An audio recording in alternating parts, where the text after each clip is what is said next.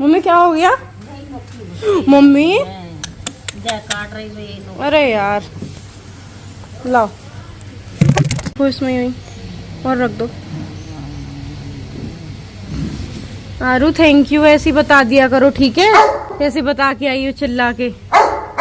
Friends, अभी अभी सपना के घर में बहुत ही बड़ा हादसा होते होते बच गया। मानो उनके घर से संकट की घड़ियां ख़त्म ही नहीं हो रही है। पहले उनकी सासू माँ हॉस्पिटल में भर्ती थी, अचानक उनके पेट में दर्द हुआ था, आनन फानन में उनको अस्पताल लेके जाया गया, जहाँ डॉक्टर ने कहा था कि बहुत ही घबराने वाली बात है।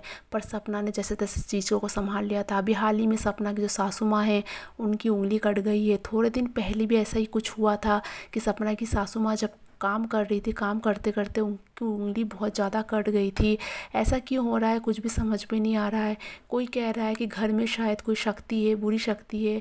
कोई कह रहा है कि शायद वास्तु दोष है या फिर शायद कोई नॉर्मल चीज़ है। पर ऐसा मुझे नहीं लगता कि सब कुछ नॉर्मल हो रहा हो, क्योंकि एक इंसान की ज़िंदगी में इतने हादसे पे हादसे होना बहुत कोई मामूली बात नहीं होती है। तो आप ज़रूर बताना कि आपको क्या लगता है।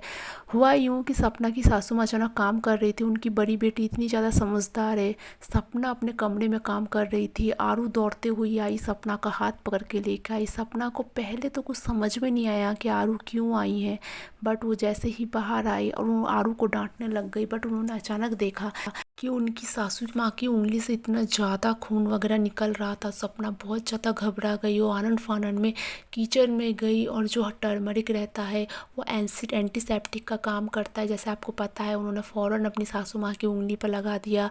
तो बहुत ही दुखद घटना है उनकी सासू माँ को जो कुछ भी हुआ।